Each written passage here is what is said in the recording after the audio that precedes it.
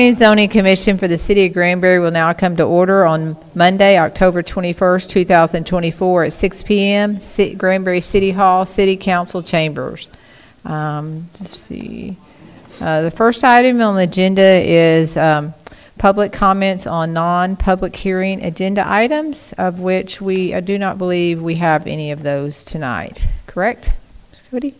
All right, so we'll move on to C, the consent agenda, which the item on that is approval of the regular meeting minutes from September the 9th, 2024. Do I hear any corrections or changes, additions, deletions? No? I entertain a motion to accept them as presented.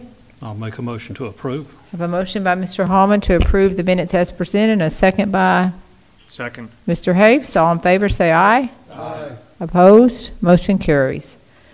The next item on the agenda tonight is D1, a public hearing. Consider the request of Thomas Bennett for a specific use permit to allow for construction equipment rental and or sales use in light commercial zoning. The property is located at 4640 East Highway 377. Cody? Good evening, Ms. Chair and Commission. This property is located at 4640 East Highway 377. It's a 1 acre platted lot as Lot 1, Block 1 of the Chick Edition. And the purpose for tonight is a SUP for construction equipment rental and or sales. The applicant is proposing rental, just so you know. It is currently zoned light commercial, which requires the SUP for construction equipment rental. And this is the proposed site plan, with the equipment up front and then loading areas in the rear, and then the 1,200 square foot building in the middle where they would work out of. There's going to be no repairs or anything like that at this office. It'll just be strictly rentals. Anything like that will go on at their Glenrose location. And the conditions for this SUP: the specific use permit is limited to a 1-year term from the date of this ordinance approval. It's construction equipment rental sales as defined and regulated by the zoning ordinance, and the site plan shown as Exhibit A is the governing site plan for the property. All parking, maneuvering, display, and storage must be on an improved hard surface. This specific use permit is subject to all other city code requirements, permits, periodic inspections, and any inspection fees as established in the city's master fee schedule. And this specific use permit is subject to periodic inspections, inspection fees as established by the city's master fee schedule.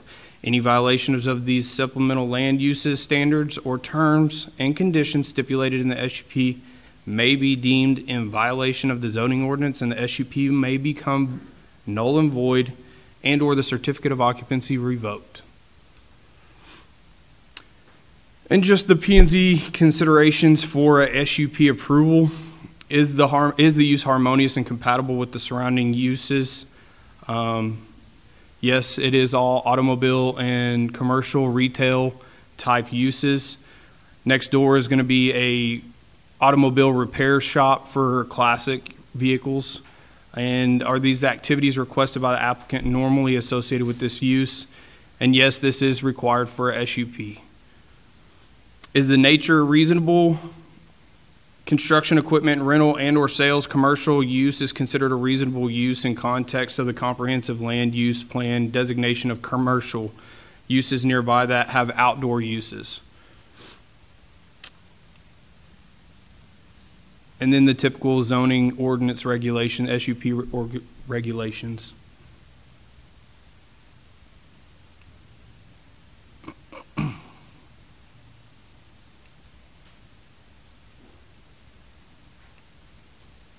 On October 10th, city staff mailed out 4 public notices to all property owners within 200 feet of the municipal tax roll and within 200 feet of the subject property. And on October 5th, notice was also published in the Hood County newspaper. And at this time, we've had 0 letters in favor or against. And staff recommends approval of this SUP. The voting options for tonight: recommend approval of the SUP as presented, recommend approval of the SUP with additional conditions, or recommend denial of the SUP. Thank you, Cody. I'll open the public hearing. Is the applicant here? And if so, would you like to speak?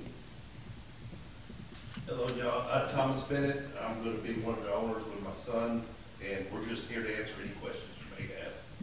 Any question, commission members? for the applicant? I guess you're off the hook. All right. So any questions for staff? If not, I'll close the public hearing and entertain a motion on the SUP request, please. Chair, I move to approve the SUP as presented. We have a motion by Mr. Hoeft to approve the SUP as presented. Do I have a second? Second. Second by Mr. Hallman. All in favor say aye. Aye. Opposed? Motion carries. Next item on the agenda is D2, public hearing. Consider the request of Wayne Lee to 1, amend the thoroughfare plan contained within the 2016 comprehensive plan, and 2, change zoning from light commercial and planned development R7 single-family residential, R8.4 single-family residential, R10 single-family residential, and townhome, to planned development R7 single-family residential, located at 1101 Loop 567. Cody? This property is 128 acres located at 1101 Loop 567, and it's going to produce approximately 434 residential lots. The current zoning is PD light commercial, single-family residential, R7, 8.4, 10, and townhome. And there is not an updated preliminary plat at this time. And the purpose is to develop a residential neighborhood.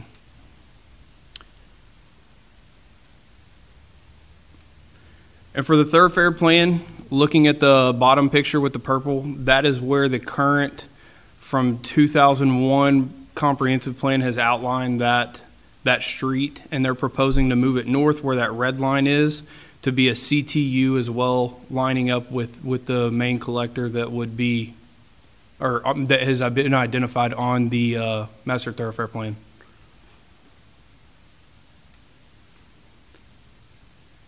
They're proposing changing the zoning from light commercial planned development R7, 8.4, R10, and townhome to R7 single-family residential. And the proposed change intends to consist of approximately 434 detached single-family residential units. And the project requests within the PD, these are the variances that would be included.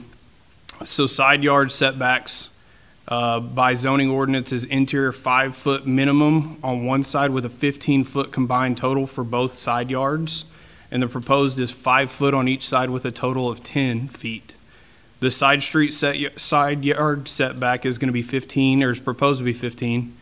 The rear yard is 30 feet minimum by the R7 standards, and the applicant is proposing 15 in the rear. And the masonry is not regulated under R7 standards. They're proposing that a 70% of the total outside wall areas to be masonry, brick stone or brick veneer or stone veneer, and one elevation per each floor plan to have 20% stone on the front elevation. And there is a monotony statement so that they do not look all the same. The same elevation must not be used within any 6 lot groupings as defined by one adjacent lot on either side of the subject property and 3 lots immediately across the street from those same lots. This is the proposed site layout. And the proposed park with landscape plan.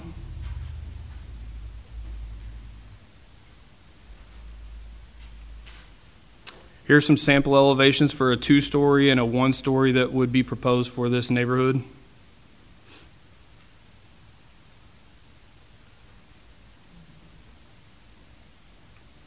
And the proposed PD conditions that would be housed within the ordinance.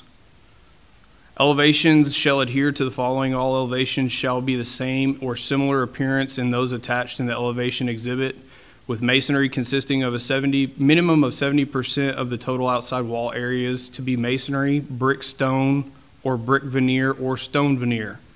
One elevation per each floor plan may have 20% stone on the front, and the same monotony statement. Roof pitch, 90% of the homes shall have a front elevation with an 8 to 12 roof pitch. Our code calls for a 4 to 12.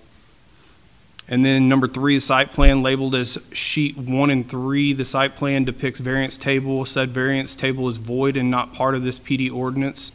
The variance table for this PD ordinance consists of conditions 1 and 2 above.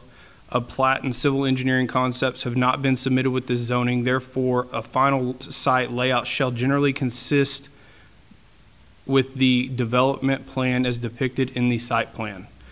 And the landscape plan is shown on site sheet 3 of 3 as exhibit. Landscaping shall be provided in the areas indicated for landscaping shown on the landscape plan. And a minimum of 6-foot high decorative fence shall be installed with the development as depicted on the landscape plan. The park area shall be developed with improvements as stated and depicted on the landscape plan. And site signage shall not be placed on individual residential lots.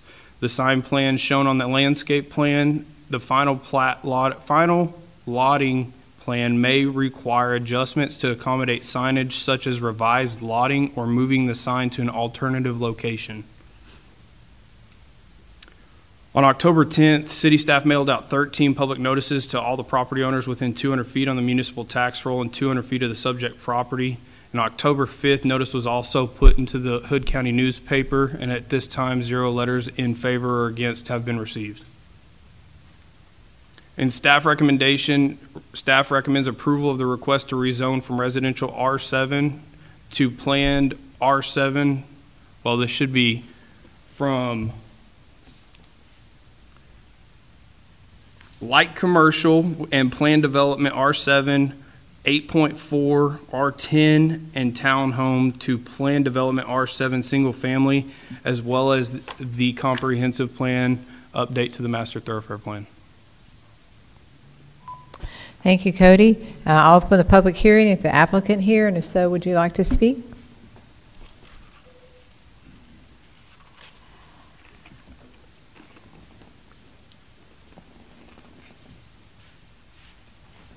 Mr. Bennett, I'm going to try to do it as quickly as you did. Hey, Jordan, will you hit that red button? Yep, sorry. Hi, good evening, Madam Chairman, members of the Commission. My name is Jordan Bishop. I'm a civil engineer here on behalf of the applicant. My company is Texas Surveying and Engineering. Cody did a good job of explaining our reason for being here tonight. The existing acreage is currently a PD made up of those separate uses that Cody listed off.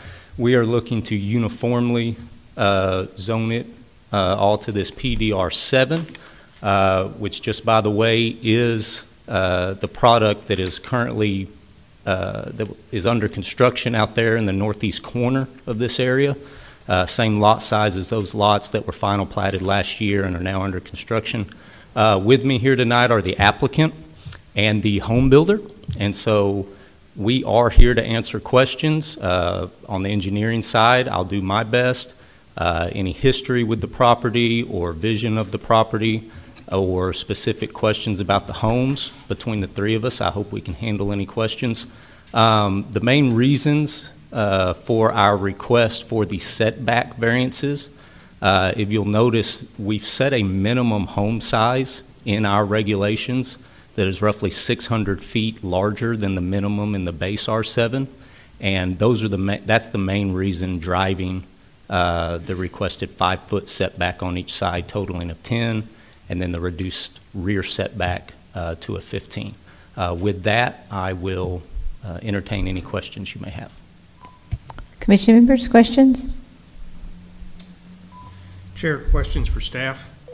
Referring to the proposed change to the thoroughfare plan. The current thoroughfare plan shows this collector street running on the south side of the property, continuing across Lipan Highway, turning to the south and eventually connecting up with North Park Street, continuing down to West Pearl Street in one continuous flowing street. By moving this section of that proposed road a little bit north, they won't align where it crosses Lipan Highway, which would be a concern. My second concern about this is that Nettie Backus School is right there on Nettie Backus Road, and as we all know, there's traffic issues when school goes in or out of session with buses and parents picking up children. And right now that creates quite a bit of traffic on Nettie Backus. This proposed road through the center of this residential subdivision would clearly be used as a relief route by school buses and parents getting to and from the school. Now, when I look at both of these, it doesn't appear to align with the city's subdivision ordinance. specifically section 3.1.e and 3.1.f, which has to do with streets. 3.1.e is number 2 says all proposed streets shall be planned, designed, and constructed based on their anticipated function, traffic volumes, adjacent land use, and system continuity. So by putting this break in the proposed collector street, we've messed up the continuity, and it doesn't give us a good smooth flow across Lipan Highway. More concern is 3.1f. Residential streets shall be laid out so that their use by through traffic will be discouraged. Well, this would clearly encourage through traffic. And so having all this traffic from the school flowing through the middle of subdivision, what I foresee is in a couple of years, the homeowners here at every city council meeting saying, please, we can't take the through traffic. They speed, that's unsafe, it threatens our pets and our children. So how does this proposed change align with our subdivision ordinance? I think Kira will speak to that one. Thanks. So just as a reminder, we're here on a zoning PD. As stated in presentation, there is no plat that has come forward with this PD. And also in our staff report, we recognize that there's not been the engineering study that would normally accompany a plat. But to your point, specifically to the thoroughfare plan, this has been a situation since the first PD approval in 2006. So we look at this as a catch-up on our thoroughfare plan amendment, and the connectivity can be accomplished in a variety of manners of thinking about connectivity. It's not unusual for streets to go through residential areas. One of the things that we look for when we plat is whether or not the flow on the street, the volume of traffic on a street would be interrupted by access points to that street. And here it is much more of a plat consideration. So built into your conditions is a recognition that the engineering has not yet been completed and that the plan may need to be adjusted for engineering considerations, which would include subdivision regulations. So is this request premature since the engineering has not been completed? We don't see that as immature at this stage. Thank you. Mr. Hallman? Oh, no, I'm sorry. No? Any other questions? No? Okay. Any questions for staff? Any questions for applicant? Are the applicants? Okay, Mr. Hallman. This is more for staff, and you may not have the answer to this. Is there any anticipated date on expansion of the Nettie Bacchus Road? I see the dashed line on there, but I know that would really relieve that situation that we've spoke of. Yeah, I'm not familiar with any date associated with that. It could be something that we talk with others about getting on a CIP plan, or usually streets are built with the development that comes through. So in this case, we would look at it also at the time of platting, whether that would need to be extended along the full length of this particular subdivision. Thank you. I have a question. You talked about going to your 5-foot setbacks to allow you to go from 1,100 minimum to 1,700 minimum square feet on the homes. Does that answer the question about cutting the rear yards in half? Is that what you're going to need that for footprint also? Because you're going from 30 to 15 in the rear. Right. Will, do you want to talk about some of the things y'all do in the backyards that might answer that question? I'm going to bring the builder up to answer that question.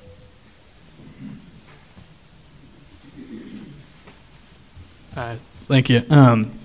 So yeah, we do like to have. Can you state your name and address, please, for the record? Thank yes, you. Will Bruner. I live in Fort Worth on Lafayette Avenue, and I work for D.R. Horton in the land department.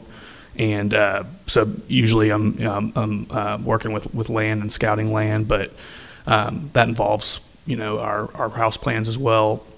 The the rear setback is more secondary to the side setback. That's the big that's the big limiting factor. We have our floor plans are designed in 40 feet and 50 feet, and so by going to 10-foot setbacks on each side, we can build a 10-foot wider home, and that would allow for a bigger home and nicer homes. And then as far as the rear goes, we can, I think the lots are contemplated at 60 by 120. So we'd like to have as much of a backyard, or as much of a footprint as we can, just in terms of design. But yeah, so the rear setbacks are not as important to us as the side setbacks. Okay, thank you. Mr. Jones. I have a question regarding the houses themselves, and I just have experience in the development that I'm in. A lot of the houses that were built by a particular builder, the garages, were not built tall enough to fit trucks, pickup trucks. And the community is zoned not to park on the streets, and so it presents a problem. This is a very dense plan, and so do you plan to make sure that these garages will accommodate, F-250s are 81 inches tall, so. Yes, sir. I'm not sure exactly how big our dimensions are in our garages, but we do take that into consideration. Please do. Yeah, we will. Yes, sir. Any other questions for staff or the applicants? I think my question for staff is, just for clarification, we're simply voting on the zoning. We're not having to really deal with the issues of, like the questions regarding the thoroughfare or setback lines. That's going to be for a later presentation and discussion later. Is that correct? Well, the setbacks come with the PD zoning, so they're attached to the variances with the setbacks will be included in that PD zoning. And the master thoroughfare plan amendment is being proposed to be voted on tonight as well. Any other questions for staff? Yes, we will vote on two votes. One on to amend the thoroughfare plan, and the second one will be the zoning change request. Can I add something? Sure, go ahead. Okay, and again, just very quickly, in regards to the thoroughfare plan, what we're proposing gets your east-west connection from Nettie Bacchus to the Lipan Highway 100% with this project. Leaving it down south, we would be required to dedicate half.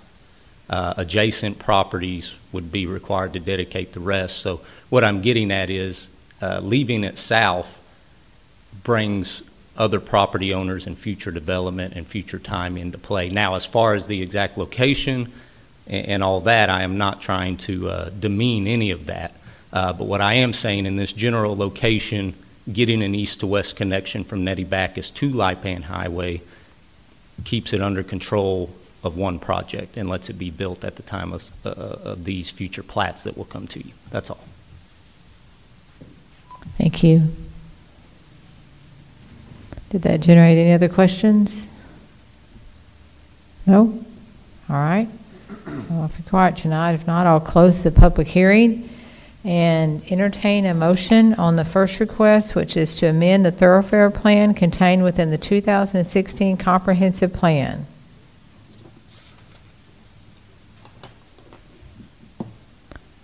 Do I have a motion? I'll make a motion to amend the thoroughfare plan as presented. I have a motion by Mr. Hallman to amend the thoroughfare plan as presented. Do I have a second? I'll second. I have a second by Mr. Watson. All in favor say aye. Aye. Opposed? Nay. Motion carries 4-1. The second request is the zoning request, a change on the zoning request. Do I have a motion on that request? I'll make a motion to, I'm making a motion to approve the zoning change. You are? Yes. Okay, I have a motion by Mr. Hallman to approve the to change the zoning as presented in our packet. Do I have a second? I'll second. A second by Mr. Moore. All in favor, say aye. Aye. Opposed? Motion carries 5-0. Thank you. The next item on the agenda is discussion items of the monthly plat approval report. Cody?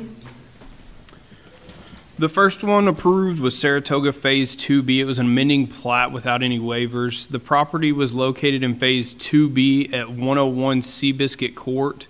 The plat amends the rear and side lot lines for lots 6, 7, 8, and 9 of Block 11 Saratoga 2B, and the FIA is not associated with this plat. The plat was approved without conditions on October 16th of 2024.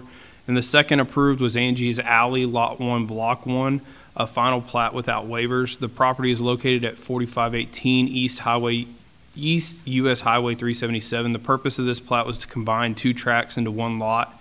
An FIA is not associated with this plat, and the plat was approved without conditions on October 18th, 2024. Thank you. There be no further business on the posted agenda. This meeting is now adjourned. Thank you all for coming.